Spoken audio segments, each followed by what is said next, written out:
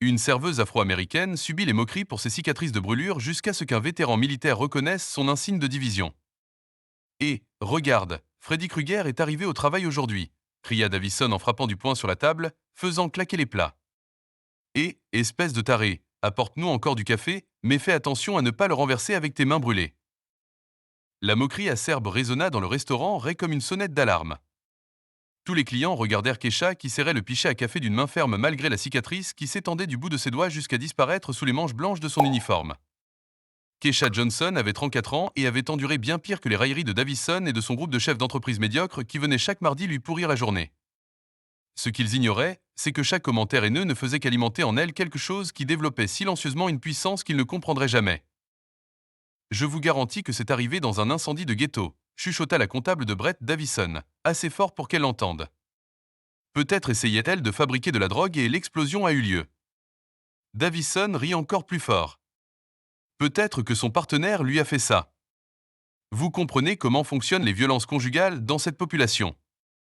Kesha s'avança vers la table d'un pas calculé, sa posture droite contrastant avec leur anticipation de la voir s'effondrer sous le poids de la honte.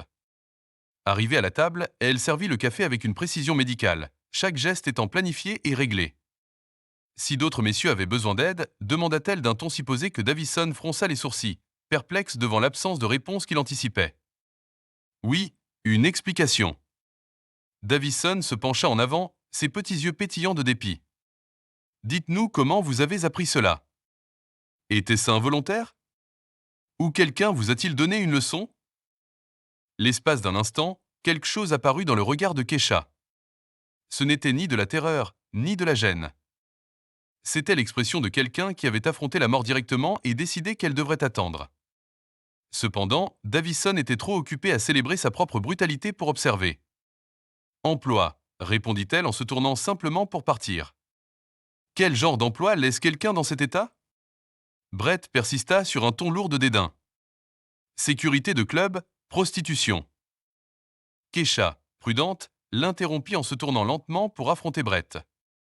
Il y avait quelque chose dans la façon dont elle prononça ce seul mot qui rendit l'atmosphère à la table plus dense. Certains récits sont plus risqués à raconter qu'on ne peut l'imaginer. Davison rit de nouveau, mais cette fois, son rire était quelque peu tendu. Oh, observez. Le monstre tente de nous effrayer. Que allez-vous accomplir? Nous incinérer comme ils vous ont incinérés.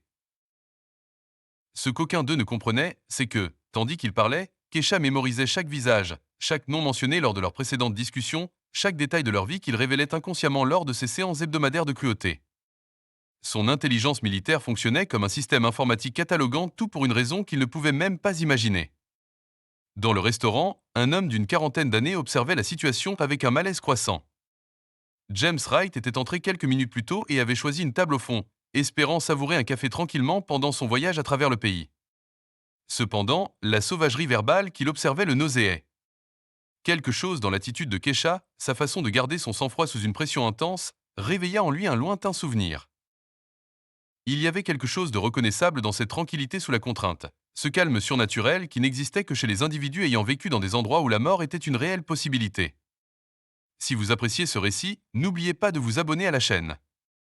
Kesha murmura doucement, en nettoyant une table voisine, une phrase qui était devenue sa devise personnelle pour préserver sa santé mentale, car vous n'avez encore rien vu de ce dont ce monstre est capable. Là, sous l'éclairage fluorescent d'un restaurant texan bon marché, tout en subissant des humiliations qui briseraient la plupart des gens, Kesha détenait un secret qui pouvait transformer radicalement l'histoire de ces hommes arrogants. Car parfois, les personnes les plus sous-estimées sont précisément celles qui détiennent les secrets les plus puissants. Davison ne se contenta pas de la réponse évasive de Kesha. En réalité, son sang-froid ne fit qu'intensifier son désir de briser la sérénité qui le troublait si profondément. Il y avait quelque chose dans sa posture qui défiait son sentiment de supériorité et c'était intolérable. Davison, emploi, répéta d'une voix saturée de moquerie. Quel genre d'emploi, chérie? Parce que d'après ce que j'observe ici, on sert du café et on nettoie les tables. Pas vraiment des métiers à haut risque. Brett rit, encouragé par la persévérance de ses supérieurs. Peut-être qu'elle travaillait dans un restaurant de barbecue et qu'elle s'est brûlée. Ou dans un pressing avec des produits chimiques, vous savez, des postes pour des gens comme elle. Kesha cessa de nettoyer la table à côté d'eux, ses mouvements devenant plus intentionnels. Lorsqu'elle se tourna à nouveau vers eux, James Wright remarqua quelque chose que les autres ne percevaient pas. Un changement subtil dans la façon dont elle répartissait son poids, comme si elle se préparait à quelque chose.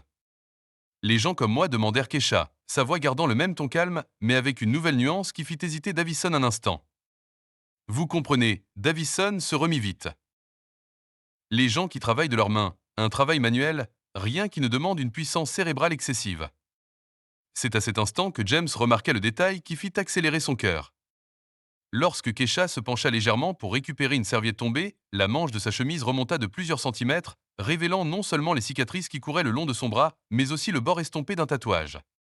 Ce n'étaient que quelques lettres incomplètes, mais pour quelqu'un qui avait servi dans l'armée, ces marques étaient indéniables. Fascinante, Kesha marmonna plus pour elle-même qu'à Davison, un travail manuel.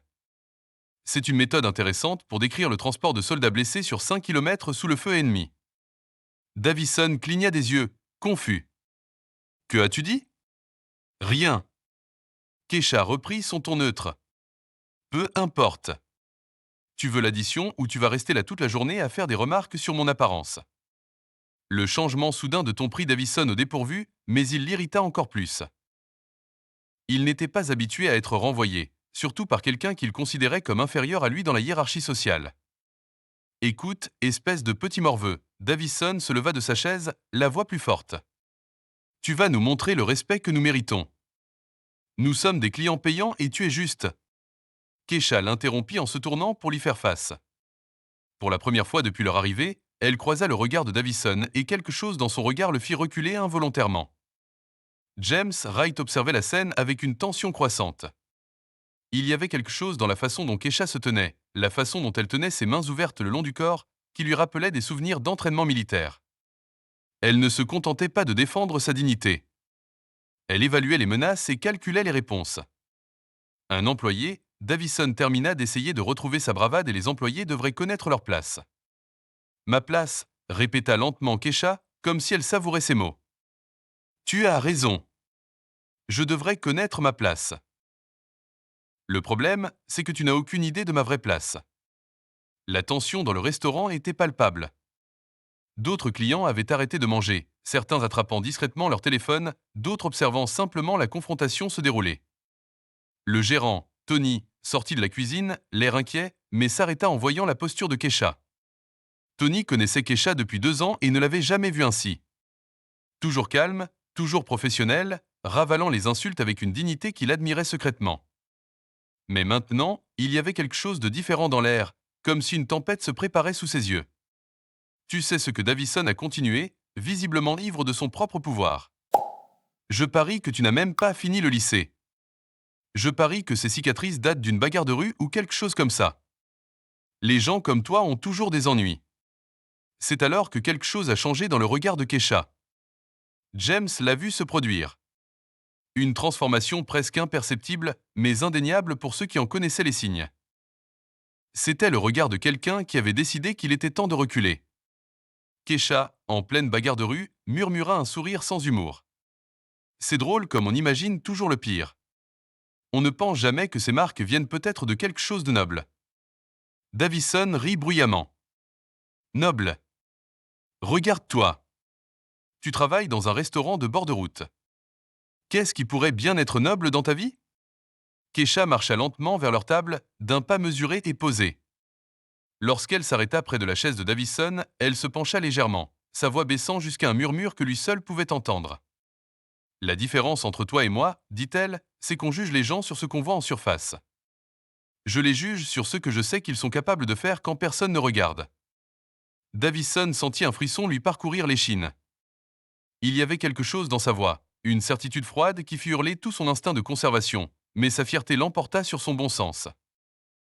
Me menacez-vous? Demanda-t-il en essayant de paraître indigné, mais sa voix était un peu plus aiguë qu'il ne le souhaitait. Menaçante, Kesha se redressa, reprenant son ton professionnel. Bien sûr que non.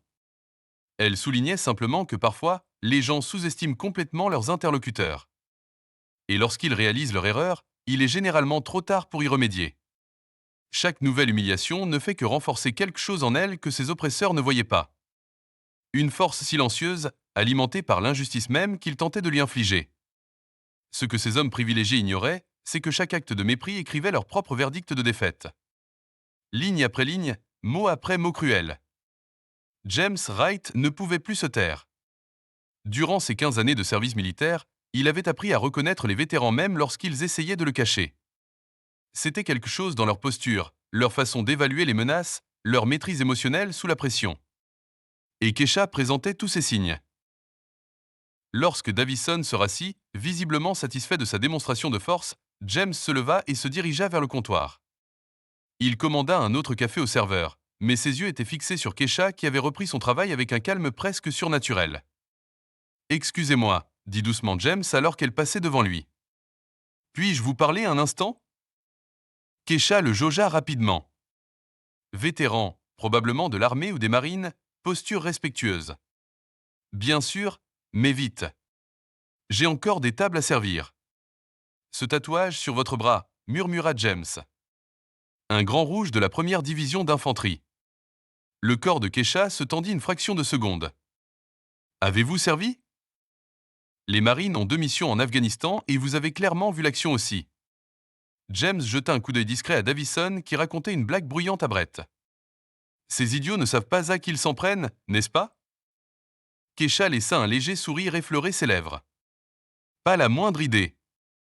James, médecin de combat, demanda, remarquant la précision avec laquelle elle manipulait les objets et la façon dont elle vérifiait instinctivement les blessures lorsqu'une personne était blessée. Spécialiste en traumatologie de combat. 3 missions en Irak et tu as raison, ils ne savent pas à qui ils ont affaire. Keisha regarda James droit dans les yeux, mais ce n'était pas encore le moment pour eux de le découvrir. Pendant ce temps, Davison avait décidé que son humiliation publique de Keisha ne faisait que commencer. Il sortit son téléphone et commença à enregistrer une vidéo. Il dit tout le monde assez fort pour que tout le restaurant l'entende. « Je veux que vous voyiez ça. C'est le monstre qui nous sert du café ici. Regardez ce visage brûlé. » Keisha se retourna lentement, le regard fixé sur la caméra du téléphone.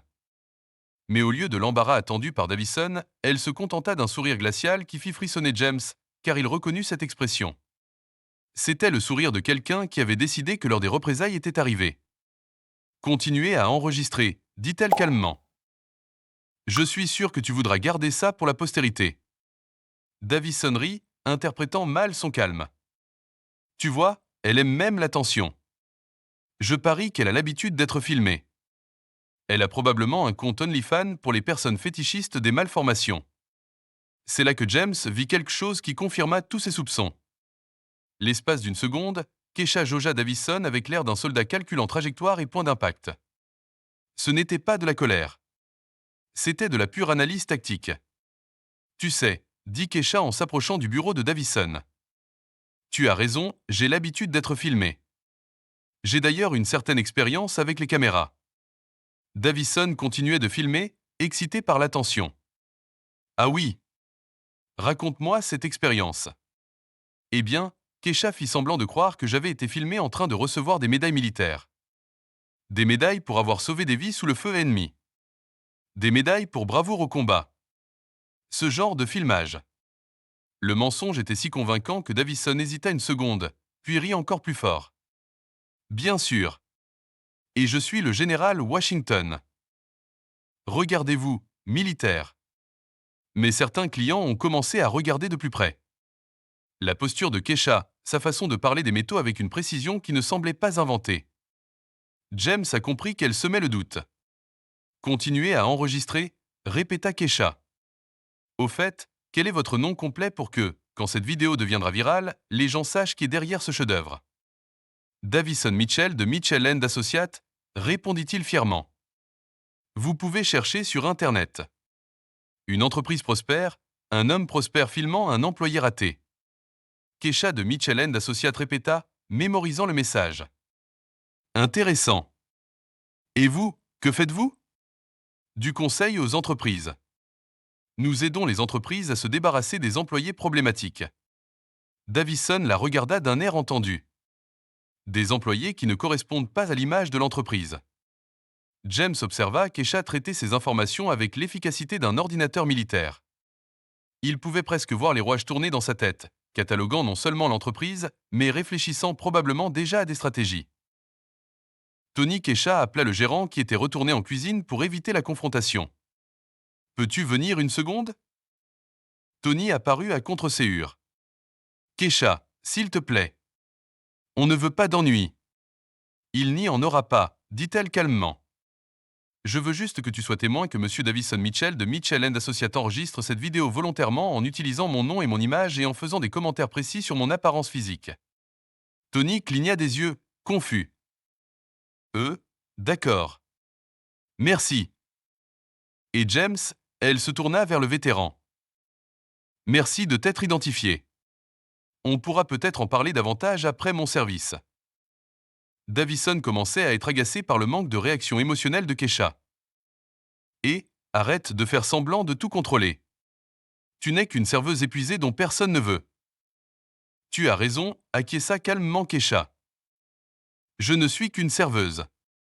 Quelqu'un que tu considères clairement comme invisible, inoffensif, quelqu'un qui passe inaperçu tout en observant et en apprenant. Quelque chose dans son ton fit interrompre l'enregistrement un instant. Quel genre de choses? Oh, vous seriez surpris de ce qu'une personne invisible peut entendre lors de conversations professionnelles, surtout quand ces conversations ont lieu chaque semaine à la même table pendant des mois. Kesha sourit à nouveau. Mais continuez votre vidéo. Je suis sûr que vos clients adoreront voir comment vous traitez ce que vous considérez comme inférieur. C'est alors que Davison réalisa qu'il en avait peut-être trop dit pendant tous ces mardis. Des détails sur des contrats douteux, des pratiques douteuses, des clients qu'il avait aidé à licencier des employés pour des raisons discriminatoires. Tout cela dit à voix haute devant une simple serveuse qu'il considérait comme trop insignifiante pour représenter une menace. James vit le moment précis où l'arrogance de Davison commença à craquer, remplacée par une pointe d'inquiétude. Et il vit aussi le moment où Kesha décida qu'elle avait rassemblé suffisamment d'informations pour le moment. Eh bien, messieurs, ce fut un plaisir, comme toujours, dit-elle en glissant le stylo dans la poche de son tablier. À mardi prochain. Ou peut-être pas. En s'éloignant, James réalisa qu'il venait d'assister aux prémices d'une campagne militaire. Kesha n'était pas seulement une vétérane tentant de survivre dans le civil. C'était une stratège chevronnée qui venait de transformer des mois d'humiliation en munitions pour une guerre que Davison ignorait avoir déclarée. L'espace d'un instant, lorsqu'elle accepta les humiliations sans riposter, tout le monde crut qu'elle avait brisé. Mais ceux qui connaissent la véritable force militaire savent qu'elle grandit précisément dans le silence, alimentée par la patience et la précision de ceux qui ont appris que la meilleure vengeance est celle que l'ennemi ne voit jamais venir. Le téléphone de Davison se mit à sonner avec insistance. C'était Michael Stevens, son plus gros client. Davison répondit avec un sourire suffisant, la caméra allumée. Davison, vous devez m'expliquer certaines choses de toute urgence. La voix de Stevens semblait tendue. Je viens de recevoir des informations très inquiétantes concernant votre entreprise. De quoi parlez-vous, Michael? Davison rit en regardant Kesha comme si elle participait à la blague sur les méthodes que vous utilisez pour licencier des employés selon des critères douteux. C'est alors que Kesha s'approcha de la table. Monsieur Stevens, n'est-ce pas? Votre entreprise a été mentionnée plusieurs fois ici. Il était question de nettoyer la paix des éléments indésirables, c'était exactement ce qu'il fallait dire. Davison pâlit, comment avez-vous fait? Il y a 3 mois, vous avez expliqué en détail comment vous avez aidé Stevens à licencier des employés noirs en prétextant une restructuration. Kesha continua calmement. Vous avez dit que l'astuce consistait à créer des rapports de performance rétroactifs. Ils ne peuvent jamais prouver la discrimination. C'est un mensonge, cria Davison. Mensonge, Kesha sourit. Tony, pouvez-vous m'apporter mon téléphone? Celui avec l'application d'enregistrement que j'utilise depuis 6 mois. Le silence était assourdissant. Davison sentit le sol se dérober sous ses pieds. Au Texas, une seule partie doit consentir aux enregistrements, répondit calmement Kesha. Tous les mardis pendant 6 mois, j'ai enregistré chaque aveu de pratique discriminatoire que tu as fait en pensant parler à une simple serveuse. Tony est revenu avec le téléphone. Kesha a joué un enregistrement et la voix de Davison a résonné dans le restaurant. Le secret, c'est de ne jamais coucher sur le papier que c'est une question de race.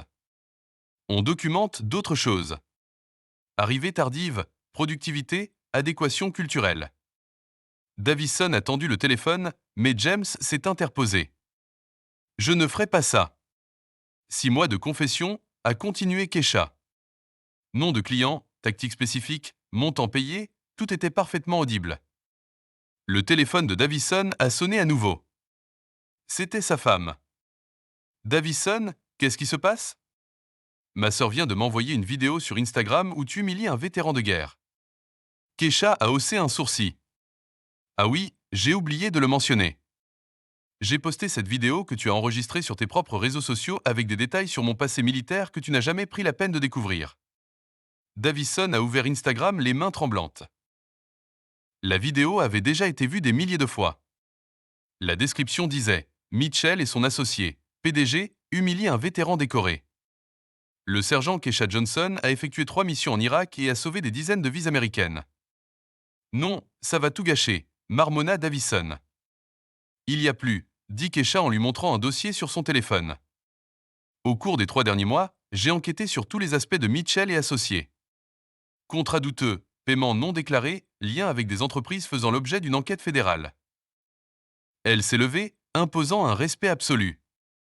Les enregistrements ont déjà été envoyés au ministère du Travail, à la Commission pour l'égalité des chances en matière d'emploi et à 3 bureaux spécialisés dans la discrimination.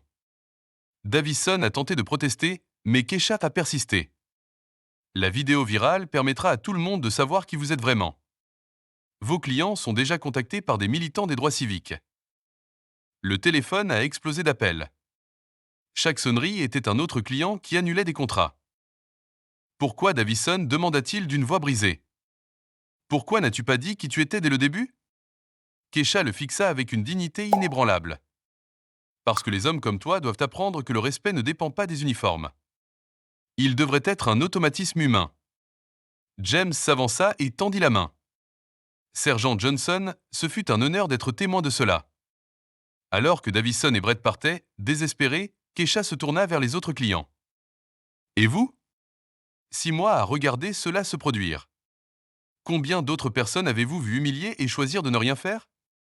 Alors que les révélations s'accumulaient et que les masques tombaient, une chose devint limpide. Davison avait choisi la mauvaise personne à humilier, au mauvais moment et pour les mauvaises raisons. Et maintenant, la véritable force de Kesha se révélait à travers la justice systématique qu'elle avait orchestrée avec la patience d'une stratège de guerre. 6 mois après cette journée transformatrice au restaurant Ray, Kesha Johnson n'était plus seulement une serveuse essayant de survivre en silence. L'histoire de sa vie s'était répandue à l'échelle nationale, faisant d'elle une porte-parole respectée des droits des anciens combattants et des victimes de discrimination au travail. Le restaurant lui-même était devenu un lieu de pèlerinage pour les anciens combattants de tout le pays. Tony, le gérant, avait créé un mur dédié aux héros sur le mur principal, où la photo de Kesha en uniforme militaire trônait fièrement aux côtés de dizaines d'autres anciens combattants locaux qui se sentaient enfin à l'aise pour partager leurs histoires. C'est drôle, fit remarquer Kesha à James lors d'une de ses visites hebdomadaires. J'ai passé 3 ans à cacher qui j'étais et maintenant, je ne peux plus le cacher, même si je le voulais. James sourit en observant la transformation radicale de l'environnement. Parfois, il faut être brisé pour découvrir sa véritable force. Davison Mitchell, quant à lui, vivait un cauchemar qui semblait sans fin. Mitchell et associés avaient fermé leurs portes après avoir perdu tous leurs principaux clients. La vidéo virale avait été vue par plus de 10 millions de personnes, rendant son nom synonyme de discrimination et d'incompétence des entreprises. Sa femme avait demandé le divorce, emportant avec elle la moitié de ce qui restait de leurs biens après les accords judiciaires. Il m'a appelé la semaine dernière. Kesha a raconté à James qu'il servait du café à une table d'anciens combattants qui avaient parcouru 300 km pour la rencontrer, s'excusant et me suppliant de retirer les enregistrements d'Internet. Et qu'avez-vous dit? Que certaines leçons doivent être permanentes pour être efficaces. L'enquête fédérale déclenchée par les enregistrements de Kesha avait révélé un système de discrimination bien plus vaste que quiconque ne l'avait imaginé. 12 entreprises clientes de Mitchell et de ses associés étaient désormais poursuivies en justice pour pratiques discriminatoires, et Davison coopérait avec les autorités dans une tentative désespérée de réduire sa propre peine. Brett, le comptable, avait perdu son permis d'exercice et travaillait dans une supérette de l'autre côté de la ville. Chaque fois que quelqu'un le reconnaissait grâce à la vidéo virale, il baissait la tête et changeait de rayon, portant le poids de la honte que ses paroles cruelles avaient créée. Ce qui frappait le plus Kesha, c'était l'évolution de la communauté. Les clients qui faisaient autrefois semblant de ne pas voir l'humiliation la saluaient désormais avec véhémence, certains s'excusant même de leur propre mission. La vieille dame, toujours assise à la table du coin, était devenue l'une des plus ferventes défenseuses de Kesha, parlant à qui voulait l'entendre de notre héros local. Vous savez ce que j'ai appris? Kesha a dit lors d'une interview pour un podcast national sur les droits des anciens combattants. Le respect ne devrait pas se gagner par des médailles ou des uniformes. Il devrait être un automatisme universel. James s'était installé définitivement en ville et avait ouvert une petite entreprise de conseil pour les anciens combattants en transition vers la vie civile. Keisha et lui avaient développé un solide partenariat professionnel, aidant d'autres anciens militaires à surmonter les défis du monde de l'entreprise. L'ironie de la situation, évoquée par James lors d'une de leurs conversations, est que Davison a tenté d'utiliser sa discrimination pour se sentir supérieur, mais a fini par révéler sa propre infériorité morale au monde entier. L'histoire de Keisha avait inspiré des changements législatifs dans 3 États, notamment de nouvelles protections pour les anciens combattants contre la discrimination au travail. Elle avait témoigné devant des commissions du Congrès, ses paroles calmes mais puissantes ayant résonné dans les couloirs du pouvoir à Washington. Tony avait promu Keisha au poste de directrice adjointe. Mais elle partageait son temps entre le restaurant et son nouveau poste de consultante auprès d'organisations cherchant à améliorer leur politique de diversité et d'inclusion. Ironiquement, nombre des entreprises qui la sollicitaient le plus étaient d'anciens clients de Mitchell & Associates, désireux de redorer leur blason. La meilleure vengeance, a déclaré Keisha lors d'un discours lors d'un congrès d'anciens combattants, n'est pas de détruire ceux qui vous ont fait du mal. Il s'agit de construire quelque chose de plus grand qu'ils n'auraient jamais pu imaginer, et de le faire avec une telle classe qu'ils sont obligés de respecter ce qu'ils ont tenté de détruire. Davison passait parfois en ville au volant d'une voiture d'occasion au lieu de la BMW qu'il affichait autrefois. Lors d'un de ses voyages, il s'arrêta au restaurant non pas pour causer des ennuis, mais dans une tentative pathétique de parler à Keisha de malentendus et de seconde chance. Keisha l'accueillit avec la même courtoisie professionnelle qu'elle lui avait toujours témoigné, lui servant du café et prenant sa commande, sans changer de voix ni d'attitude. Lorsqu'il tenta de s'excuser à nouveau, elle dit simplement, Monsieur Mitchell, que ce qui s'était passé entre nous n'était pas un malentendu. C'était une révélation de caractère, la vôtre et la mienne. La transformation était totale. Celle qui acceptait autrefois l'humiliation en silence était désormais sollicitée par des entreprises, des universités et des organisations gouvernementales pour partager son expérience en matière de leadership, de résilience et de justice.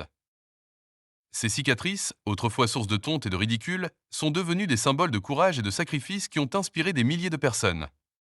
Si cette histoire de transformation et de justice vous a touché, Keisha a déclaré lors de sa dernière interview télévisée que nous avons tous le pouvoir de choisir notre réaction face à l'injustice. Nous pouvons nous y soumettre ou utiliser notre force intérieure pour réécrire notre propre récit. La leçon était claire. Davison a tenté de détruire Keisha, mais il a fini par se détruire lui-même. Keisha a appris que la véritable vengeance ne consiste pas à réparer le mal qui nous a été fait. Il s'agit d'atteindre un niveau de réussite que vos ennemis ne pourraient jamais imaginer, et de le faire avec une dignité qui les oblige à affronter leur propre médiocrité morale.